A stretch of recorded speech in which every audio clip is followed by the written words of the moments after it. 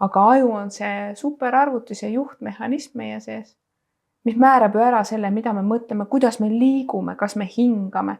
Ta juhib kõike, näiteks laste puhul on ju, lapsed sünnivad, siis neil näiteks otsmikusagar, mis on tegevjuht, mis analüüsib, mõtleb põhjust tagajärg, seda algul justkui, teda ei ole, ta hakkab alles arenema, ehk lapsed ei suudagi, me ei saa panna näiteks lastele ootuseid, et nad suudaks mõista ja järeldusi teha. Ja see siis areneb, on ju meil elu jooksul.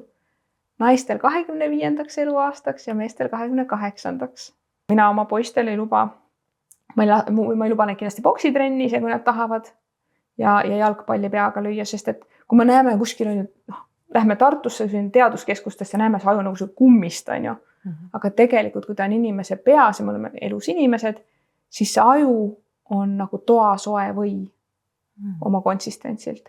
Ja siis aju sees on teravad servad, ehk piisab juba natukesest.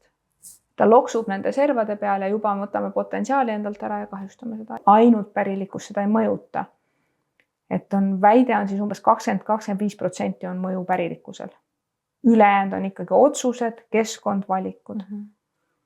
See Alzheimeri soodustaja, üks suur soodustaja on GPS.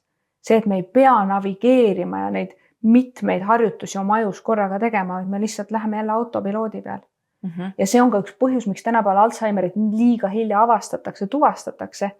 Sest varem see inimene tuleks märganud, et oota, midagi toimub, et ma ei jõua koha või ma ei mäleta, on ju.